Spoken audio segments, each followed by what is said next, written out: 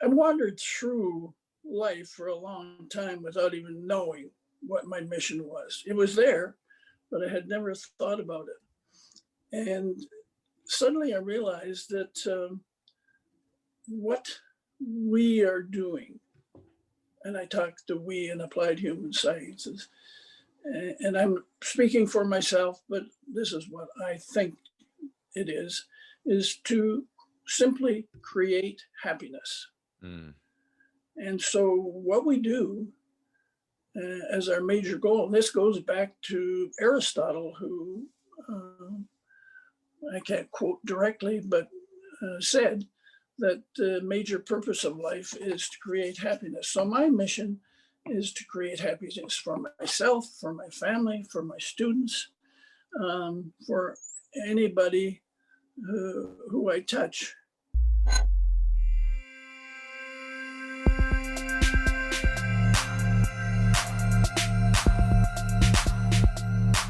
ALFA Relations, driving change forward.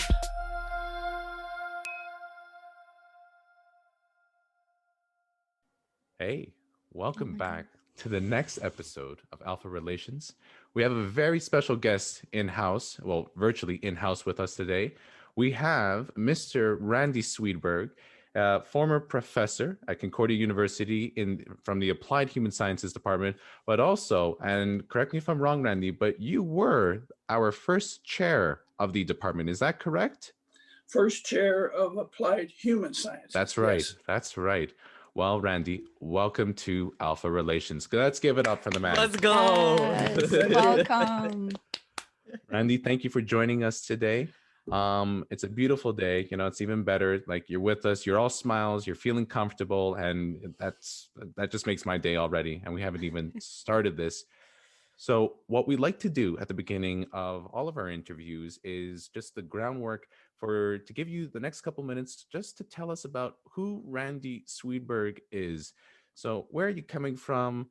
How did your background, I believe, in leisure, which we would love you to give us all the juicy details about, take you to Concordia, but just tell us how you want to tell us. Wow, in a couple of minutes, that's a challenge, but an easy thing to do. Oh boy, let's hear it.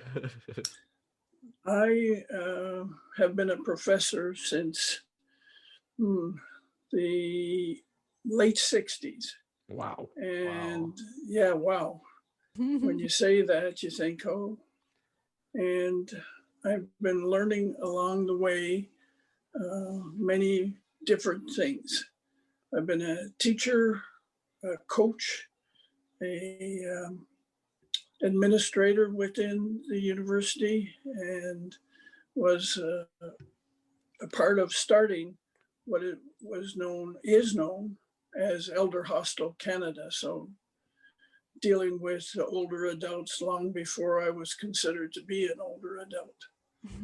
But the real prize in my history was being instrumental in putting together applied human sciences, which is the results of two departments that had their roots in the 1960s and 1970s, when Concordia was still Sir George Williams and Loyola College. And that has turned out far, far better than anyone ever anticipated. And it's a source of real joy to see what's happening today and to chat with graduates or about to be graduates like you who get it, what this is all about. And I'm going to stop there, but I could just ramble. That's okay. That's okay. So you talk about that foundation and it exceeding, your expectations and being like the crown jewel. What was that like at the time? And perhaps maybe walk us through the buildup. Knowing the fact that you've been teaching, since the late 60s. Where did this idea come from to merge the two departments right? And what was the vision at the time? Well, your byline is driving change forward. That's right. And as I thought about that, it's interesting that that has a positive ring to it from the way you meant it. But not all changes are positive.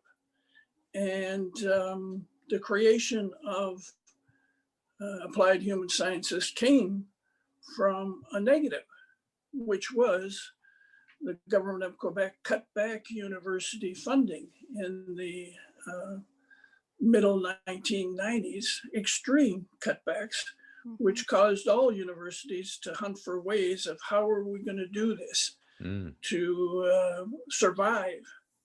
And so smaller departments in the university, Concordia, were looked at as, okay, what can we do? These departments aren't traditional departments in the university. They don't have the same history as the hard sciences or the humanities. And maybe something can be done with this. This is the administration speaking. So there were six departments that got together and started chatting because of affinities that the people in those departments felt they had.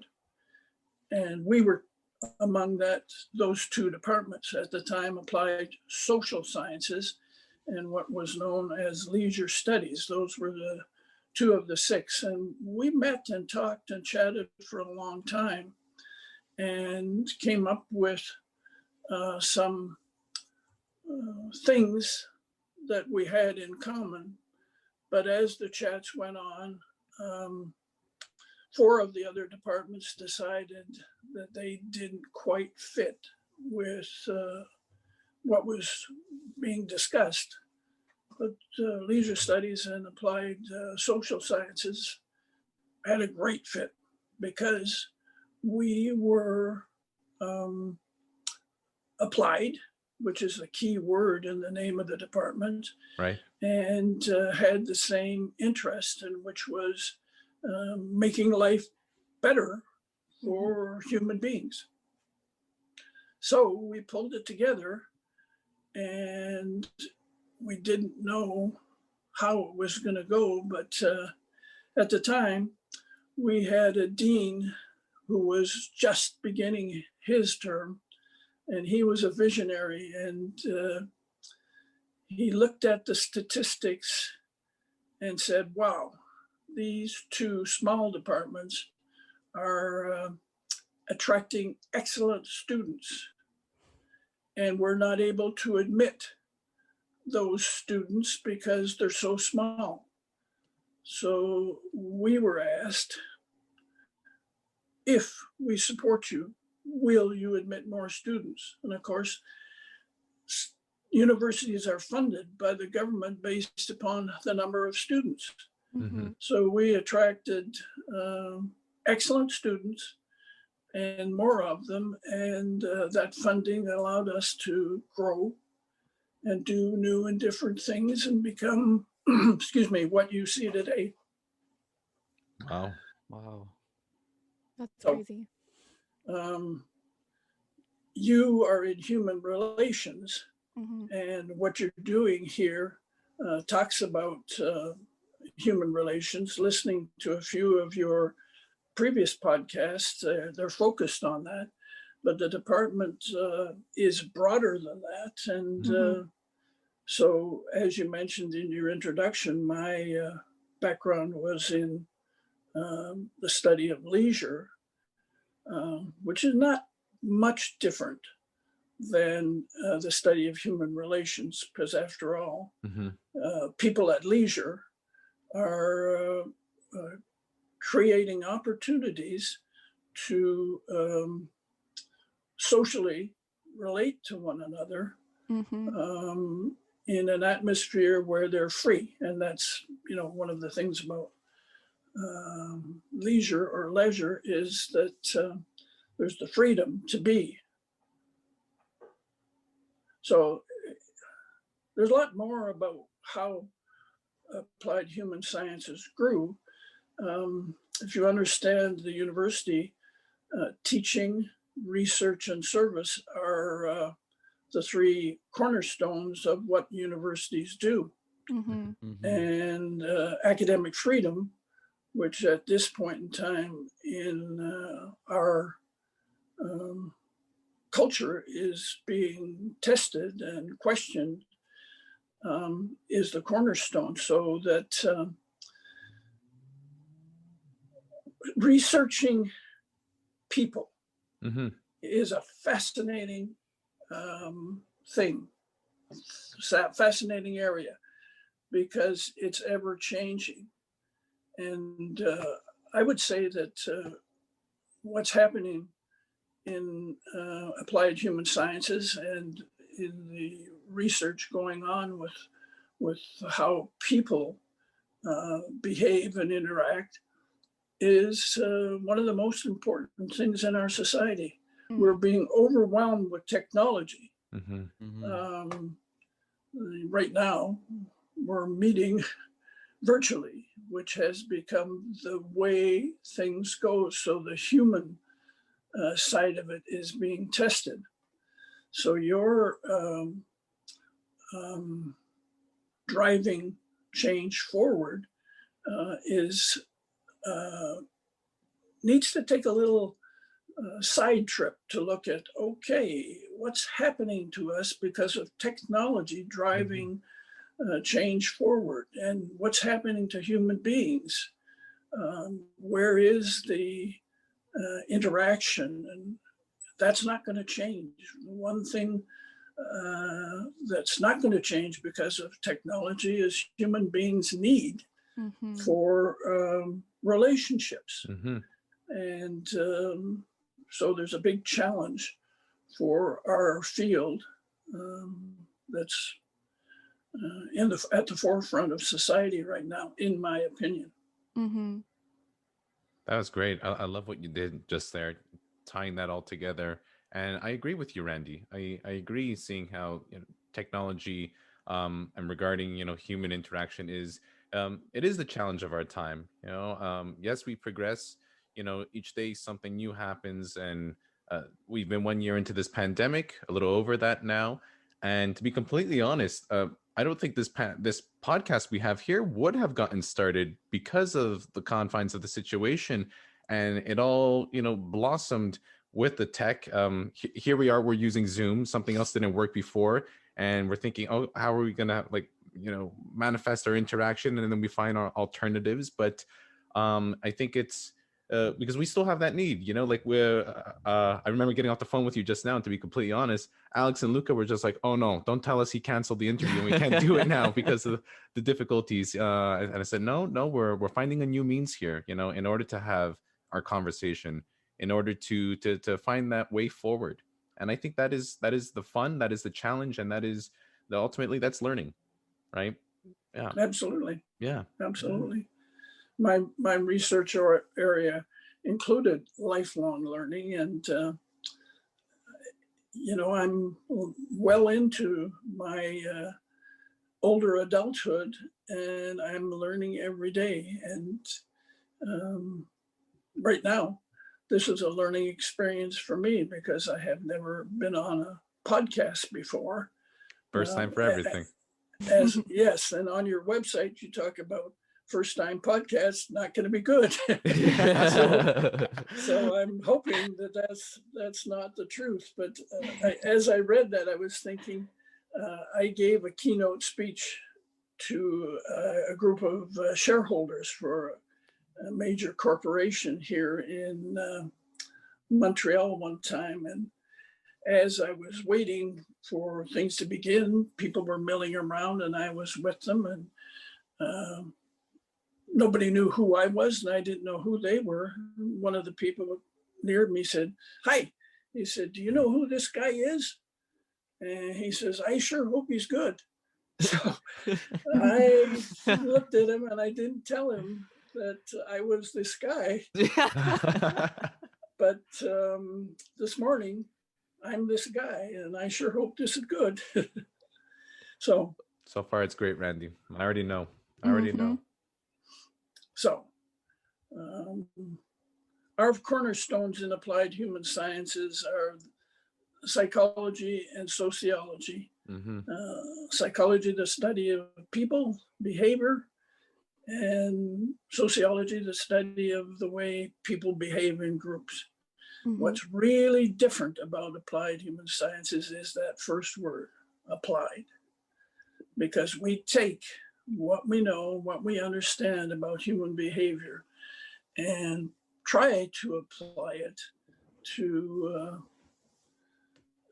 understanding how people behave and what we can do to ameliorate any situation, or in fact, it doesn't have to be a negative situation. It can be just to make life better for human beings.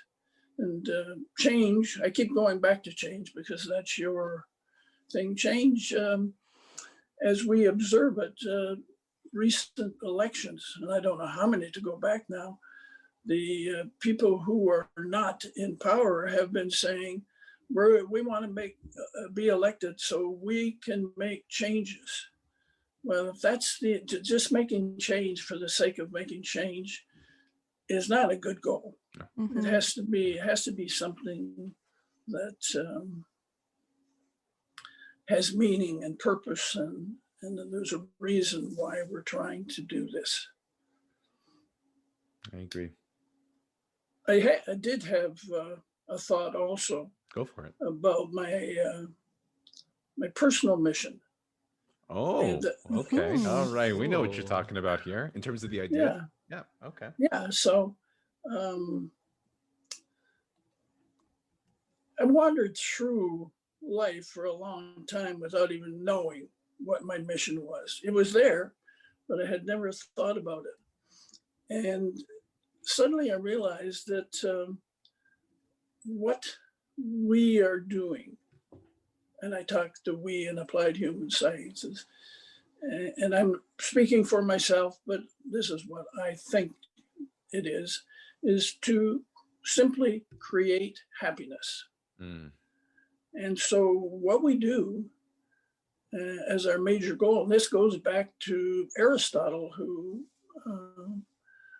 I can't quote directly, but said that the major purpose of life is to create happiness. So my mission is to create happiness for myself, for my family, for my students, for anybody who I touch.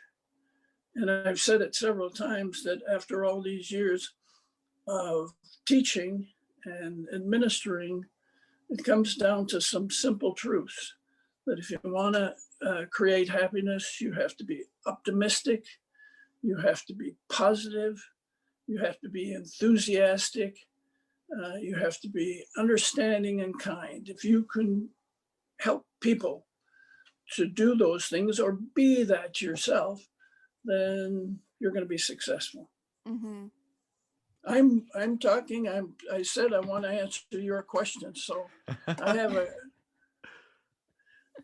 a question for you. Absolutely, go for it. What's your personal mission? Oh, that's a good one. That's a good one. I had a feeling we might have dived that we were going to dive into that. Alan, you go first. Of course, the father always has to go first. we have a big group here, Randy, and I'm always seen as the father figure here, or the Papa Bear, if you will. So I'll go first. My personal mission statement. It's funny. Like I have spoke about it before, and I won't tell you word for word, but I'll tell you the idea, what it means to me right now in this very moment.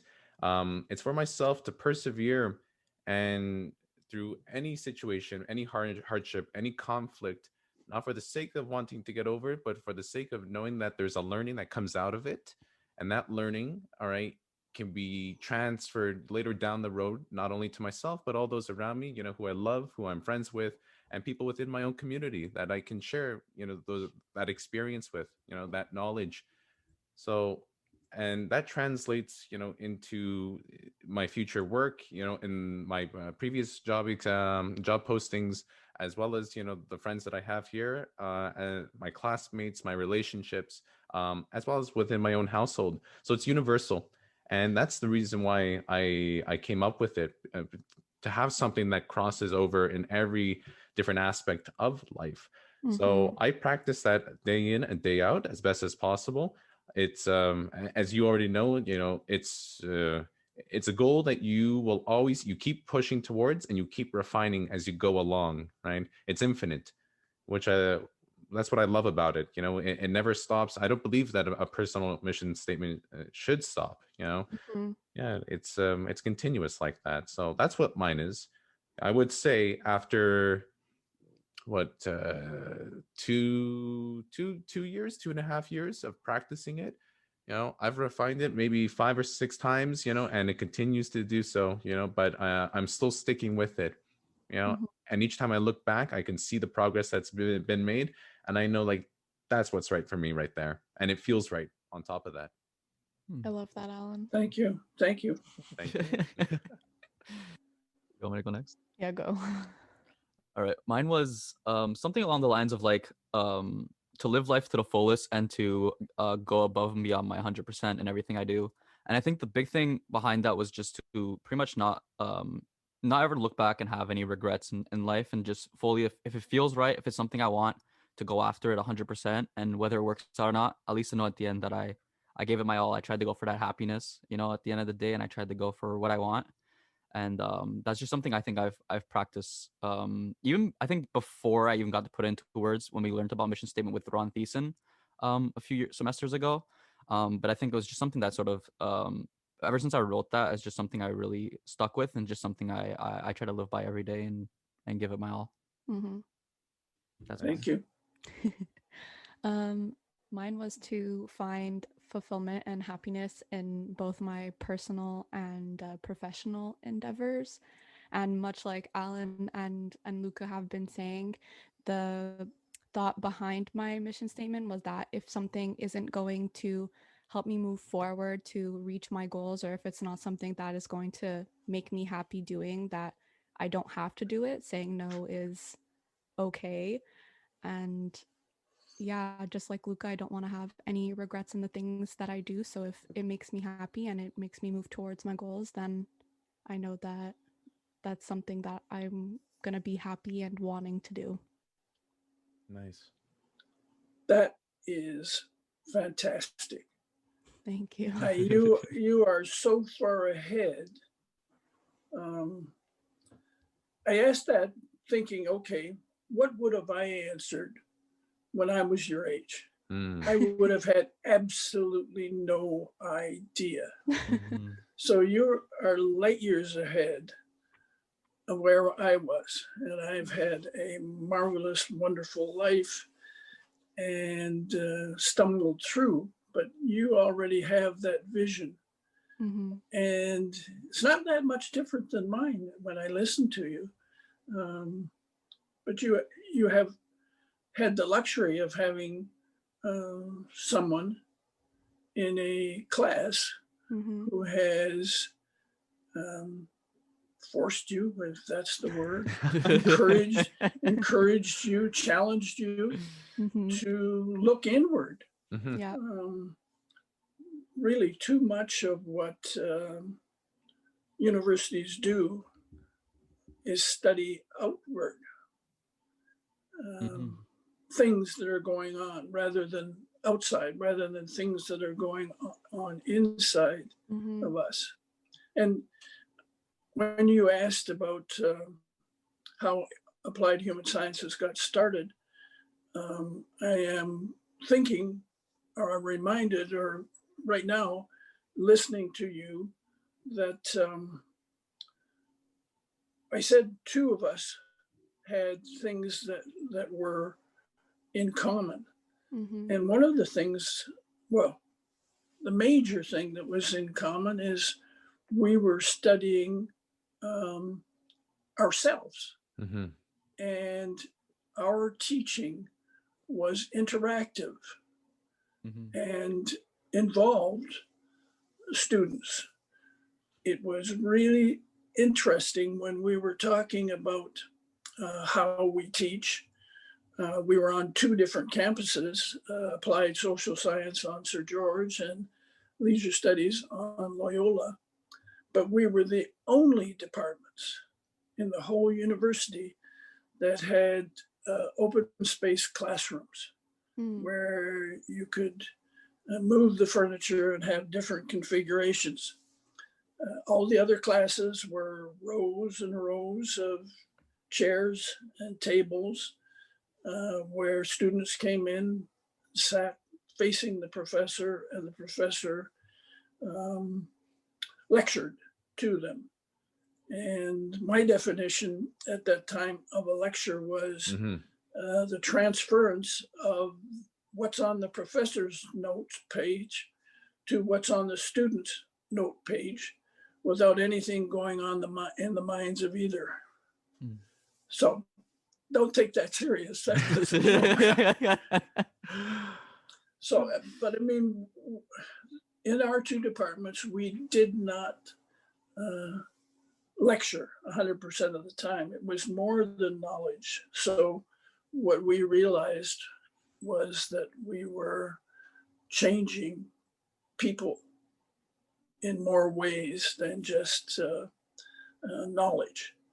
And I know other departments will claim that and do that, but this was a 1990s thing when we created the department where there was only interactive space in our department on Loyola and applied social science at Sir George. So thank you for sharing those. That was. Thank you for asking. It was a great question. The answers were greater.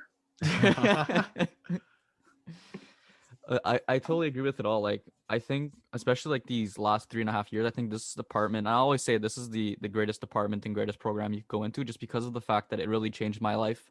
And the 3.5 years that I was part of this program really like just helped me grow as a person and made me better in so many ways, just because of the fact that these courses and the whole program just like pushes you and encourages you to self-reflect and challenge yourself in many different ways. And the self-awareness that you get at the end when you come out the 3 years later is honestly incredible. So I'll always be so thankful for this program and being a part of the applied human sciences, because it really did change my life in many ways. So so continuing on with the interview here, what would you say was what was like being a professor versus a chairman? Like, what was the big difference between that within the department? There is a big difference. No, there is a difference, but it's not a big difference. Okay. You still teach. Mm-hmm. And that's always been my first love. So I never gave up teaching. And if you understand the position of a department chair in a university, it's unique in administration. Because if you were in a company and you were the head of a department, people would report to you, and not in a sense, you would be their boss. Mm-hmm. In a university, the other professors do not report to you. Mm-hmm. You're not their boss. You are their representative.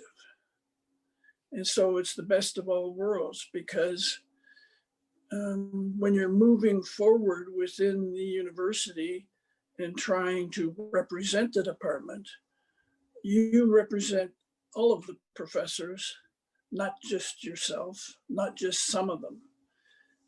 And that's a real challenge, because we had a dean once who said, any gathering of university professors is a gathering of oddballs. Mm-hmm. So that you have people who think differently. Wonderful. We're all people think alike. No one thinks very much. So when you're trying to represent all of this different thinking outside of the department, you have that challenge to not forget that on the one side you have this thought pattern, and on the other side you have that thought pattern, and you better Mhm. represent both. Mhm. We were known within the university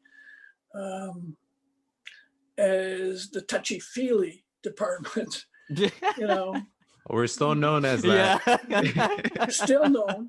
Oh yeah, And there was going a time, strong. there was a time when that was a negative, and people poo-pooed it. And you talk about change. I lived through that because I heard from different faculties, and our students were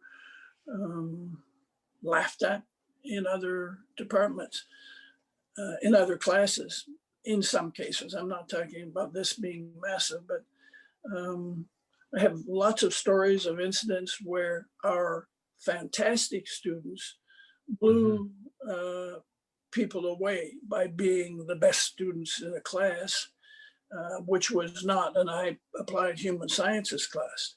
Mhm. My mind is just wandering. We had a dean once who called me and said, I am so ticked off at you. And I thought, oh, what's coming? He said, I teach this class. It's my favorite class to teach. And I have students that are from my department for the most part. And at the end of the semester, I said to the best student in the class, I am so happy that you're a part of the history department. You're a wonderful student. And she said, no, I'm in applied human sciences. So the dean recognized, oh, wow, you guys have fantastic students. And we did. Our best ambassadors were our students going out and taking classes in all aspects of the university. At one point in time, leisure studies was an interdisciplinary studies program. That was back in the 70s. Mhm. And they took courses in management, in sociology, psychology, philosophy, history, and they did very, very well in those classes. So the fact that we had bright, intelligent, enthusiastic students didn't do us any harm. And so what you experience today, I'm sure, is not the same, can I use the word discrimination, that students received 20, 30 years ago.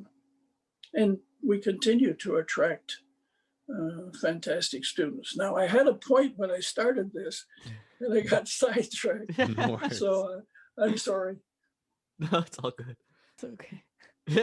So your question was, what was the difference between being a department chair, an administrator, and being a professor? And I wandered through that, but I love both. I said that my number one passion was teaching, but being a part of those early years of applied human sciences and seeing it grow and seeing my colleagues say, whoa, where are we going?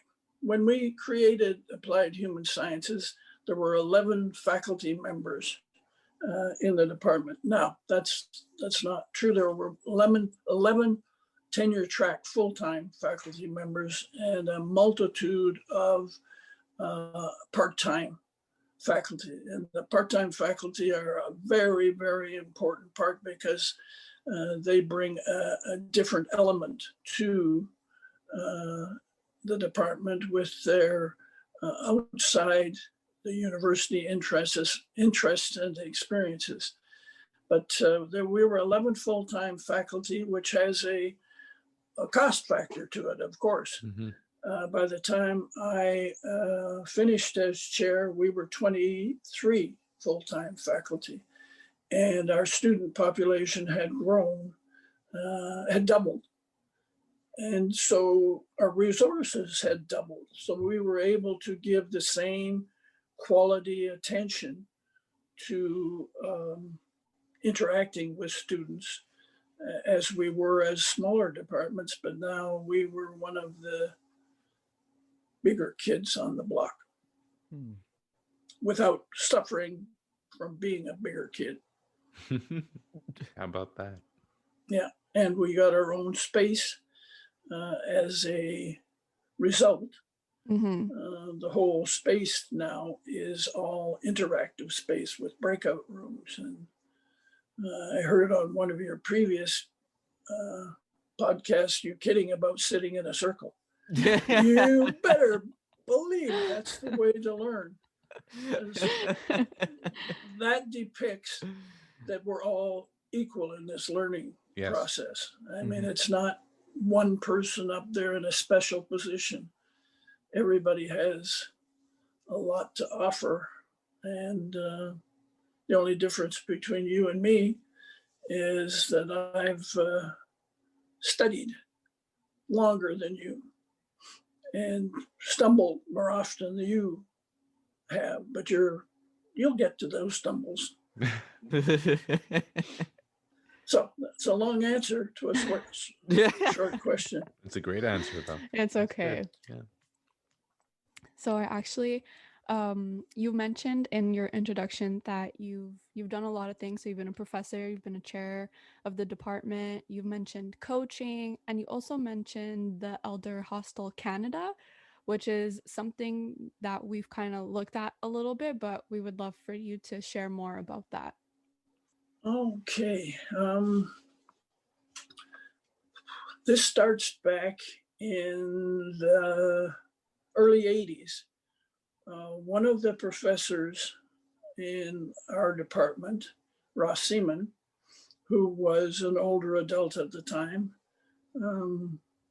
but you wouldn't have known it, he and his wife went to this special seniors program in Newfoundland, mainly because they wanted to go to Newfoundland to visit. But it was an elder hostel program. And what is elder hostel? It's learning programs for older adults.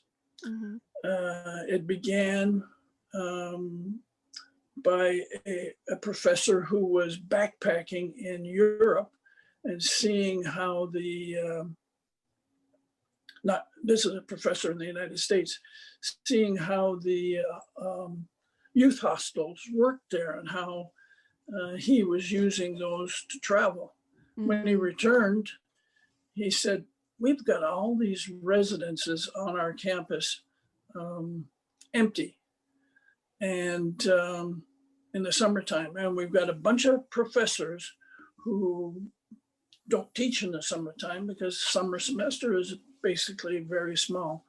So he put together the idea that seniors are still interested in learning, and we could invite seniors to campus, have them stay in our residence, and ask some of the professors to teach. Well, that grew like wildfire. And so when Ross and his wife came back, he was so excited about it. We sat down and said, let's try it here. So we were the first university in Montreal to try it. And the first year was so exciting. We did so many things. And these people who were coming to campus were such fantastic learners. They wanted to know more. I twisted the arm of one of our historians to teach a class for us. And he said, well, fast forward to the next year, he called me and he said, "Are you doing that again?" I said, "Yeah." He said, "Can I teach again?" That was exciting. And he told me a story about talking about the Second World War and a battle that he was talking about. And somebody in the group put up his hand and said, "I was there." And he said, Wow. Whoa, what a learning experience for me to have someone who was in the armed forces at the time and attending. So now that's how it started, and that's more than I wanted to say. But my involvement was I fell in love with working with older adults. And, it's that old story. Yesterday, I didn't know what an older adult was, and now I are one. And it's been I was a part of the growth of that. To the point that I was on the national board of Elderhostel International. Oh, wow. And I was the vice president for Elderhostel Canada. So that's my Elderhostel story. But if you're curious, I spent 5 years as the director of recreation for the Canadian penitentiaries. We were going to get to that. Yeah. So you knew, you've read about this somewhere. I'm surprised. We looked you up. Oh, you did. Oh, okay. Well, you mentioned that, but that was one of the most fascinating experiences of my life. It was one of the most frustrating experiences of my life. I went from being there was an article in the newspaper. I went from being in the ivory tower of the university to the dungeon of the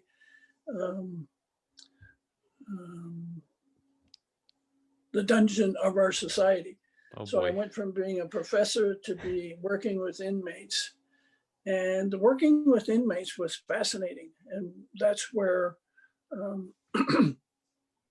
I learned a lot about criminality and criminal justice and so on. And the frustrating part of that was working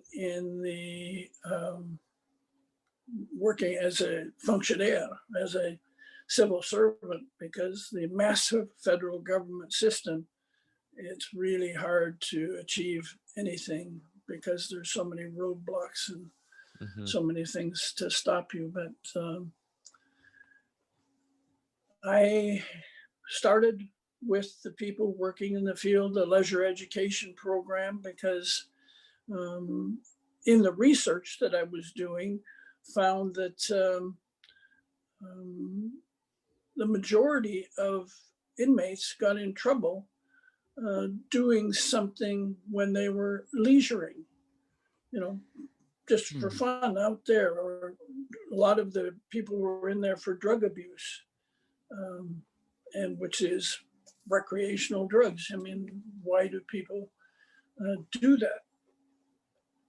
So after 5 years, I said, I can't achieve what I want to or I need to achieve. So I came back to teaching at Concordia. And what was your ultimate goal that you wanted to achieve working for Corrections Canada?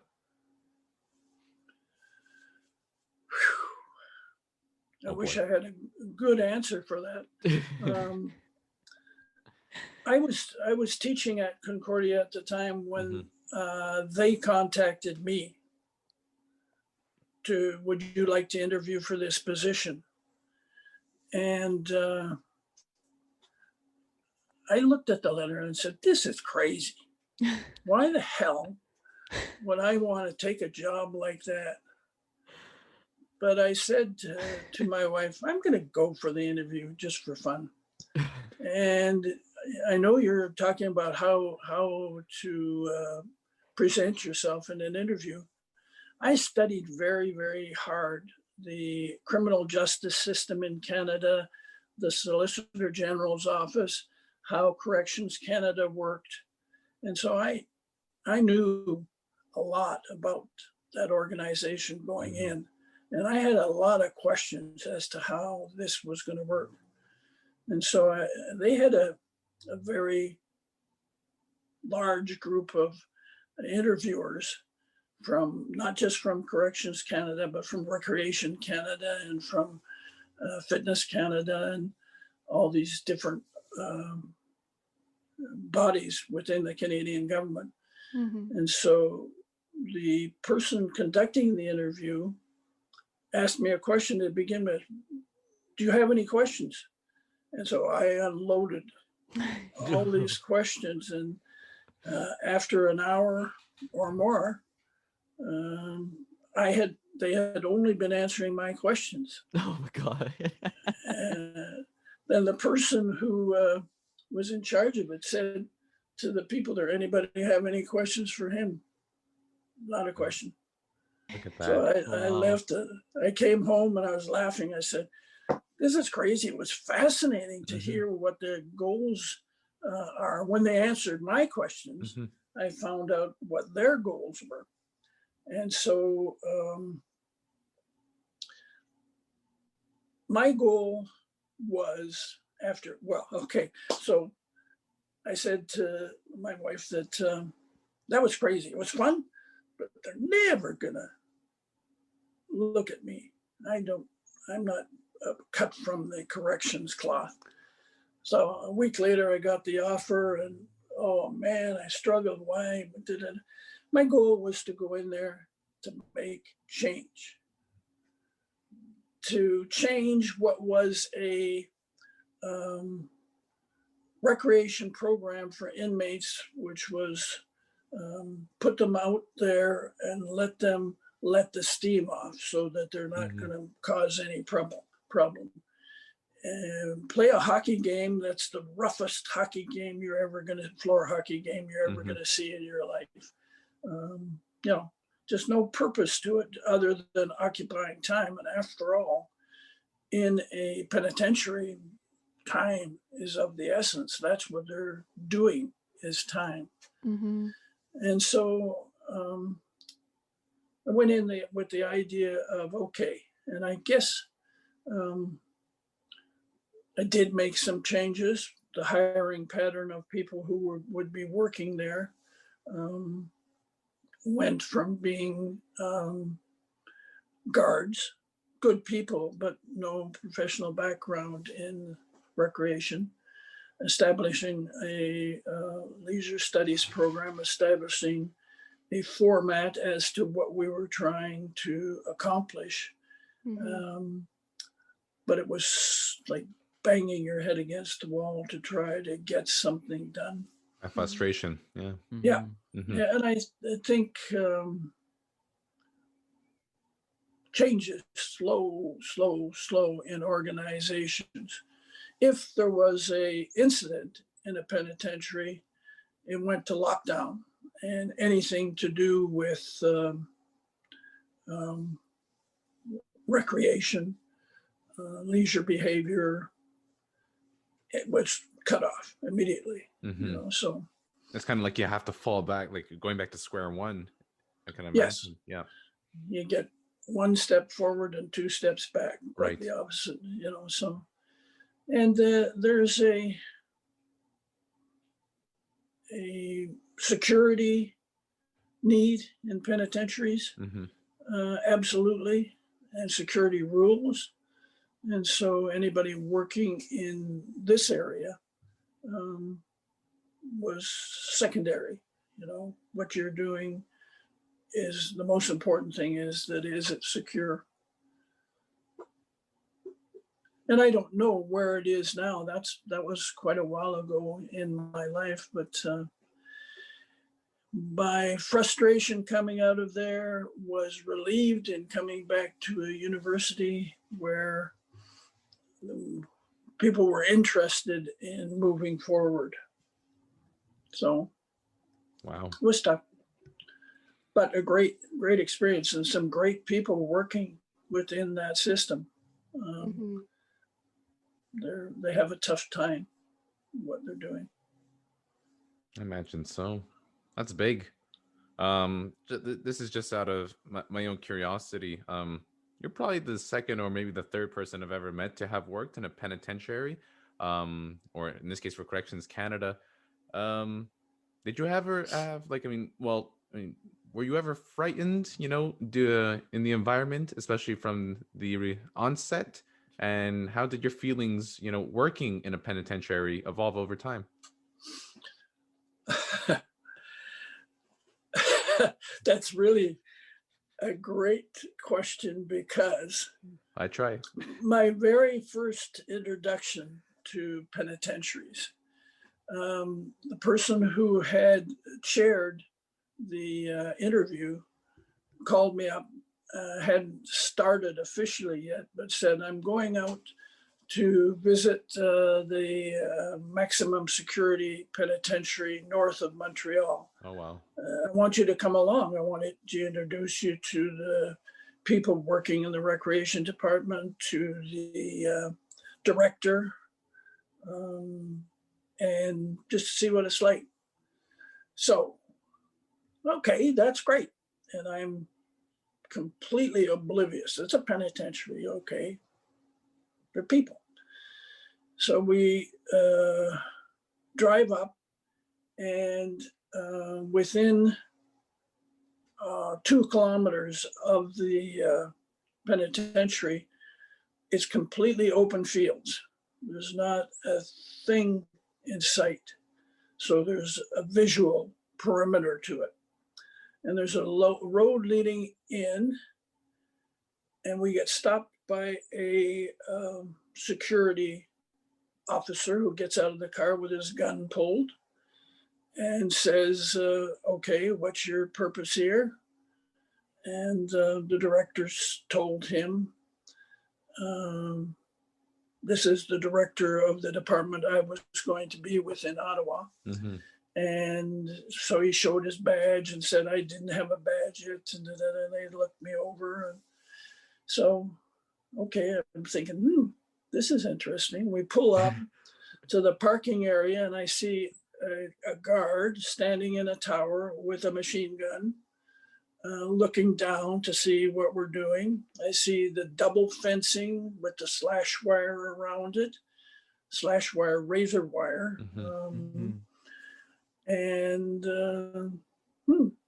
this is getting a little more. So you talked about anxiety in one of your sessions. I'm a little anxious,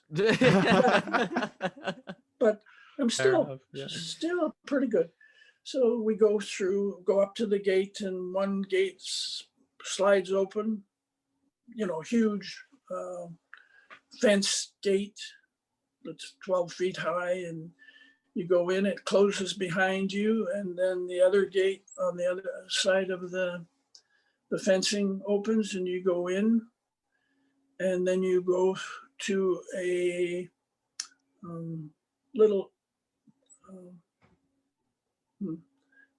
welcome spot, but welcome. What is it? And you go through security and questions, and empty your pockets, and you go through a metal detector, and now you're inside the welcome center, but there's a huge iron gate in front of you, which opens, and we go in and we meet the director. It's called a director, not a warden in Canada, and have a nice chat. And then it said, okay, I'm going to meet with the director a little more, but the guard will take you down to meet with the recreation people. So I did. And I'm seeing people in the hallways who are workers or inmates. They're all dressed the same. They don't wear special inmates clothing. And go to the gymnasium, which is a fair-sized gymnasium, and meet the recreation people. And we're standing in the middle of the gymnasium, there was 3 of us, 2 of them and me. And then I hear above me some noises, and I look up, and there's a walkway cage, and 2 guards come in and sit down at either end of the cage, and they have their machine guns, and they have machine gun ports that they're looking through. And they tell me, well, the inmates are coming now. So you asked me if I was ever frightened. Oh boy. I'm standing on the floor with nothing but my bare hands. And there's 2 armed guards in the cage above me. And I'm in a maximum security penitentiary in Canada, which Um, I was scared, Can imagine. but I wasn't smart enough to be scared. I was shitting myself. Fair enough. So Yeah. yes, but Did that's the short answer. But after that, I discovered that I was one of the good guys. oh. And the inmates knew that I could bring good things to them because they wanted to have better recreation opportunities. Mm-hmm. Mm-hmm. And so they were very friendly to me. I even got to take inmates with me when we were doing speaking events so that they had a day pass and I was their security, but they weren't, well, they weren't dangerous and I wasn't frightened of being with them. I had meetings with the inmates committees. At that time, there were 95 institutions in Canada and I visited them all and spent time at each of them. A lot of them annually to meet with inmates committees. And, Canada has a minimum, medium, and maximum and super maximum security system. And so there were lots of opportunities for me to interact, and I actually became friendly and corresponded with a few of the inmates. And I never really wanted to know what they were in there for because that would have skewed my thinking. Mm-hmm. And I did some research with a professor from the University of Ottawa at the time, and we discovered some interesting things. Like I mentioned earlier that, or did I mention that the majority of the inmates were in for crimes that they had committed while at leisure. So, Wow. yes, I was frightened. That's something, Randy. Just thinking about that. But you worked through it and you found a means of communicating with them, or in this case, connecting, to the very people that you put in to help out. And I think that's very unique, especially from day one, to how you grow. And despite your frustration, I mean, you did it, and you can say that you did it. And here you are sharing, that fascinating tale. Yeah. And you talk about communicating. I was a non-smoker. I am a non-smoker, but the form of greeting in the penitentiaries at the time was cigarettes, and that was the form of money. And so when I went to a penitentiary, I would put a package of cigarettes in my pocket, and when you meet somebody, have a cigarette. And that was the friendly communication to start with. Yeah, imagine that tells them like, hey, Randy's all right, Yeah. And I was doing weight training at the time for my own personal health. I am not a big weight trainer, but I was pretty. I could lift quite a bit. And so I'd put my gym clothes on and go down and lift weights with the inmates. And when they saw how much I could lift, I was okay. All right. I was a good guy. That's wonderful. So things like that. I had a harder time communicating with security than I did with the inmates. That's fascinating. Because I was trying to make things better for the inmates, and that caused security some problems. Anytime you give more freedom, there's more of a chance of a problem for security. The best security is just to warehouse the people, and then you don't have problems. You just keep them in their cells. And there's a lot of good people who work for security too, but the two things fight one another. Wow. I love this interview in all the different directions that we've gone in here. and for you taking the time to explore that with us. We are going to be wrapping up in a few minutes, Randy, but I did want to ask you just for two more little things here. The first being, knowing that you have had, what sounds like ultimately a wonderful, time, teaching, facilitating, coaching, in all different aspects of life, for students, to inmates, the families, your communities, and how that all, connects. What is one piece of advice that you could offer literally everyone that's listening to this podcast, and students within our own department, and those within in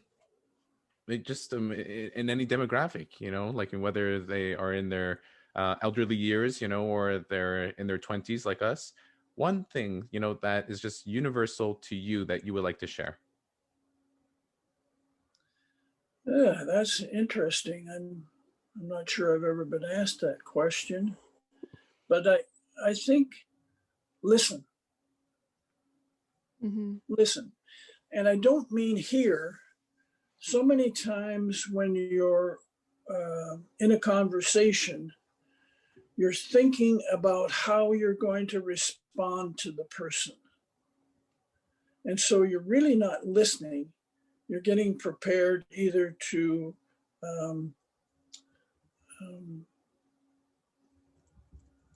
answer what you want to answer about it, even though you may not be asked the questions, or refute what the person is saying, and you're thinking of arguments. But I would say listen, not hear. Listen to what the person is saying, and as they're saying something to you, ask yourself, what is it that they're saying to me? I mean, sometimes there's an underlying meaning. Often there's an underlying meaning in what people say. And so listen. And then if you hear what they're saying and understand what they're saying, ask them a question to clarify. What do you mean? Why are you asking this? Or what is it meaning to you? Not giving the answer. And that's, I have grandchildren, and that's a real interesting strategy in talking with younger people, because they often will ask a question and they have an idea, which is sometimes more interesting than what I would have said in answer to the question. But just off the top of my head, listen. I love that. I love that. Listen. Yeah. Nice and simple. It is.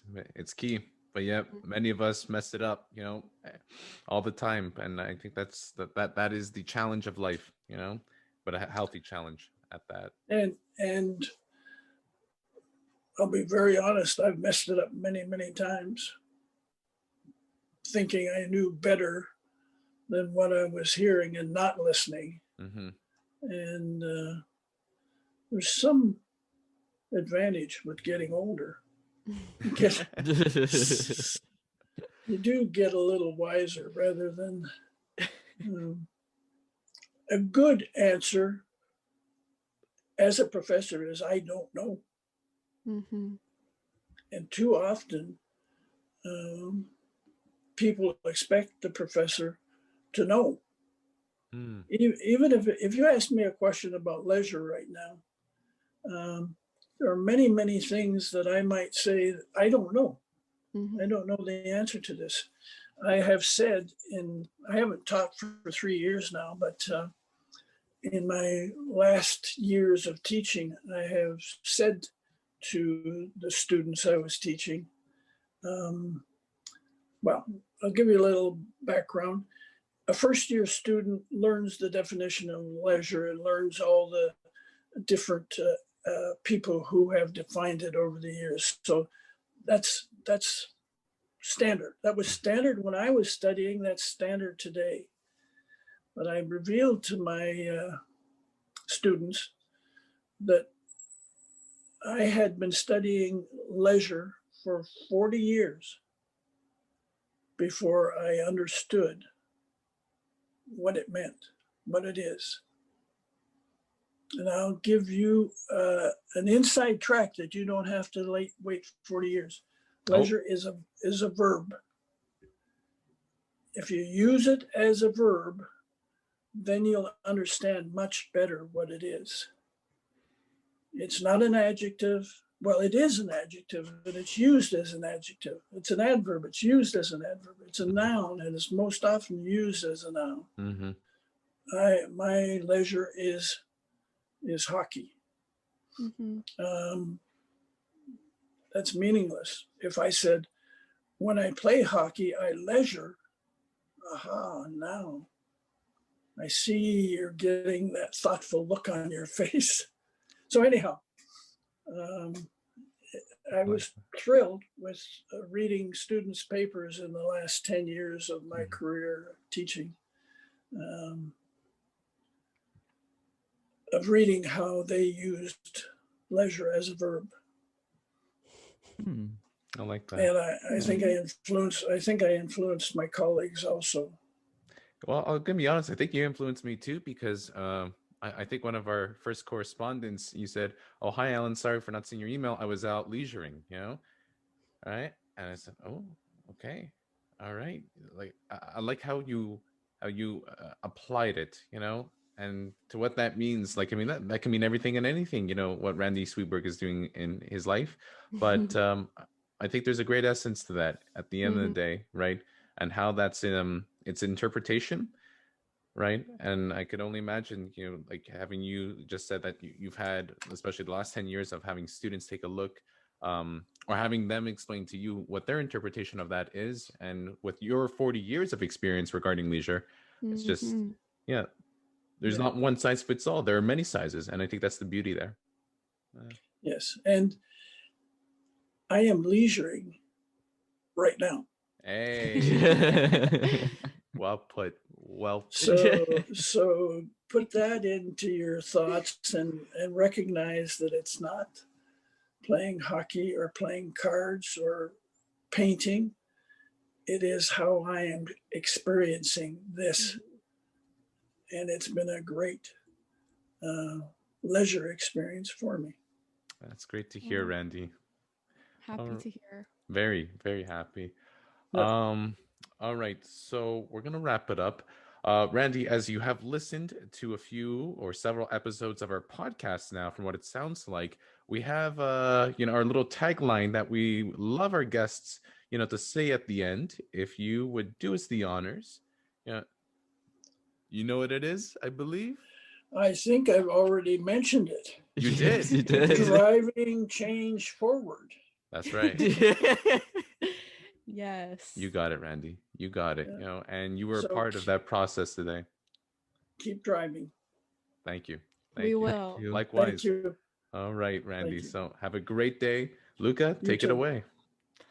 I just want to thank you once again, Randy, for coming on the podcast, and thank you for everything you've done for the Applied Human Science department. Like I said, it has made a huge difference in my life, and I'm sure it has impacted and changed so many others for such a better within their own life. So thank you for everything you have done, also, Randy. And for those listening on YouTube, hit that subscribe button, turn on the post notification. If you're on our platforms, hit that follow button. And thank you all for listening. Peace Have a out. great day. Bye-bye. Thank you.